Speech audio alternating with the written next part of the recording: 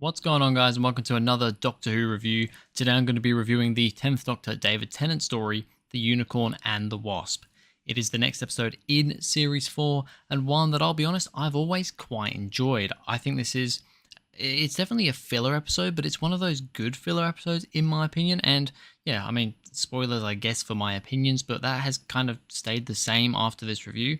It's always one I've enjoyed, and yeah, I was interested in actually properly reviewing it, properly going over it, and thinking, wondering if are my opinions still going to be the same, and yeah, they pretty much are. So anyway, let's get started with the cast. David Tennant as the 10th Doctor. David Tennant is really good in this one.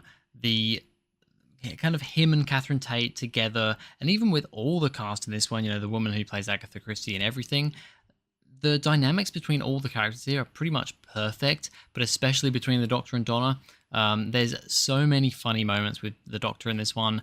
David, of course, gives his best performances in those moments. And yeah, I mean, there's countless moments which we'll get into in this episode in this one. But all in all, probably one of my favorite performances by David Tennant. I mean, he's good in pretty much every episode in my opinion, but in this one especially, I love the fun nature of it. I love the silliness. I think he's so good. Catherine Tate as Donna Noble, also really good in this one. I genuinely think this is one of the best episodes for the cast, like for the main cast, just because they can have some fun with it. It is one of those really just let's have some fun episodes. And yeah, both, the Doctor and Donna are great. Donna has some great funny moments in this one as well, of course. When she's like, when they're kind of interrogating everyone, and she's like, so they did the murder. It's like, no, it wasn't them. And then they go on to the next person. So that person did the murder. Just that funny moment, and the whole thing with the Doctor getting poisoned as well is a great moment for both of them. Just all in all, great stuff from Catherine Tate as well. Let's get into our points about the Unicorn and the Wasp. The Doctor and Donna meet Agatha Christie. Now, I don't read really at all. My partner does a lot of reading. So when we came up with this episode, and because I'm watching these with my partner, she's kind of not 100% watching some of them. She's just kind of there in the room with me. For some, she pays more attention to some than others. But yeah, when she saw this was Agatha Christie, she does a lot of reading. I don't think she's ever really read any Agatha Christie, to be honest. She doesn't really read like historical sort of readings, but historical books. But, she knew who Agatha Christie was, and I think she quite enjoyed this one, to be honest. And yeah, I think it's really cool to have the Doctor and Donna meet a real life, a real life person. I always quite like it when they meet, Charles Dickens or Queen Victoria, somebody from real life history, and the way they intertwine her story. I mean, I don't actually know how realistic the whole, Agatha Christie went missing and then she appeared in a hospital. I don't know if that's actually a thing that happened.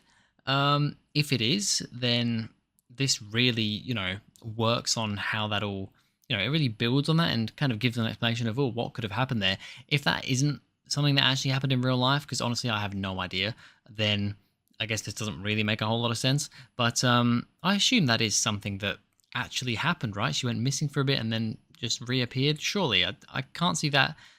Someone as influential as Agatha Christie, I can't see them just adding this random thing in there like that. So yeah, all in all, the actress who plays Agatha Christie does a great job. And yeah, the Doctor and Donna meeting her, it's really cool. The Doctor and Agatha interviewing everyone. So when the first murder happens, they start interviewing everyone. The Doctor and Agatha start interviewing everyone. And every person they talk to, they do like this little flashback when they're talking about, where they were at this specific time.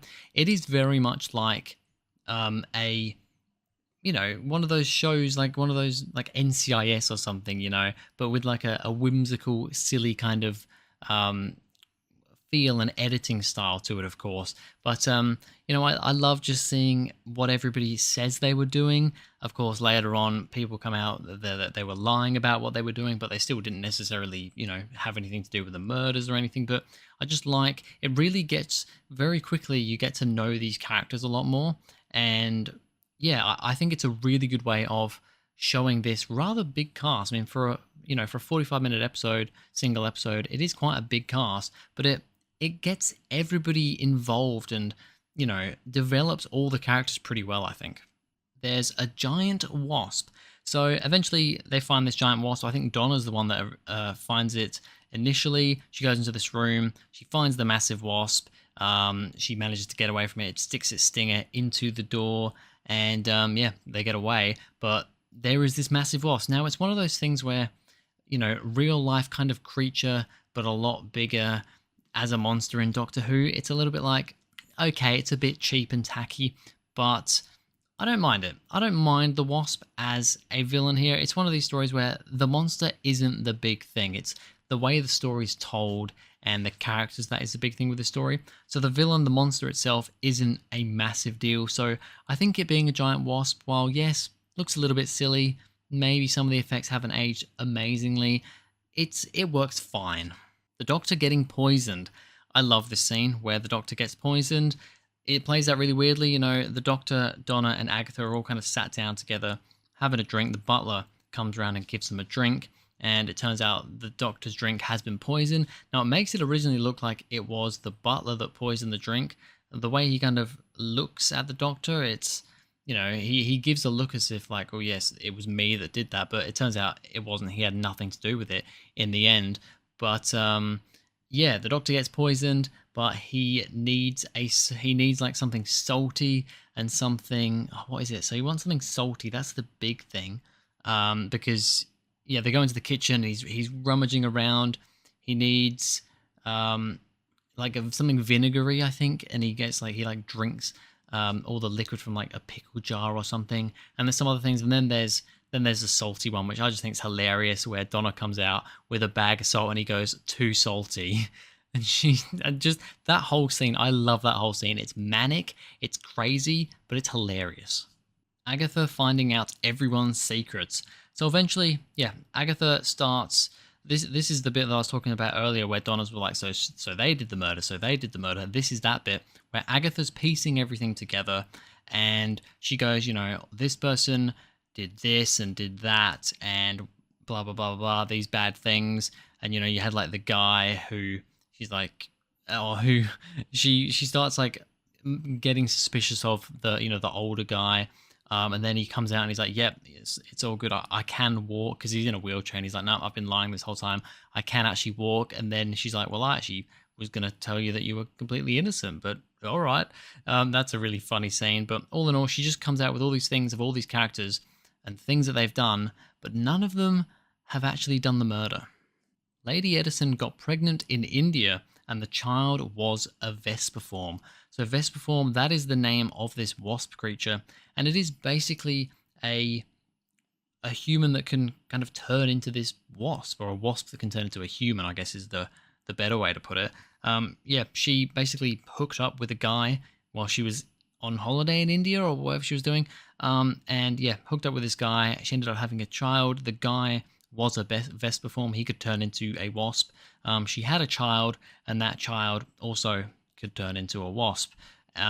So that is what's going on here. It's kind of partly her fault. She somewhat knew what was going on here, I think. And yeah, it's definitely interesting. There's a lot of stuff throughout the story of like there's this room that's locked, that's always locked, that she doesn't want to, nobody can go into, because something about she got really sick when coming back from India, and that room's now like quarantined, and it's all basically a ruse. And yeah, she's trying to hide what's going on here, but ultimately she isn't the one that is doing these murders. She just made the child that is doing these murders. The Bishop is the Wasp, and it's linked to Agatha's stories. So yeah, we find out that the Bishop is the one who is Lady Edison's child. She didn't know, she knew what was going on here in a way, but she didn't know who her child was. It turns out it is the Bishop, and yeah, he's the one that is the Vesperform. He's the one doing the murders. Basically, he can't control himself when he turns into the Wasp, is basically what's going on. And also there's something linked with Agatha Christie, because Lady Edison, she did a lot of reading. I think when she was in India, she read a lot of Agatha Christie's books, and there was some pendant she was wearing, and something about how, yeah, the Vesperform ended up being linked through this pendant to Agatha Christie, and that's now why it's going around and killing people like in an Agatha Christie book. I do think this bit is a little bit far-fetched.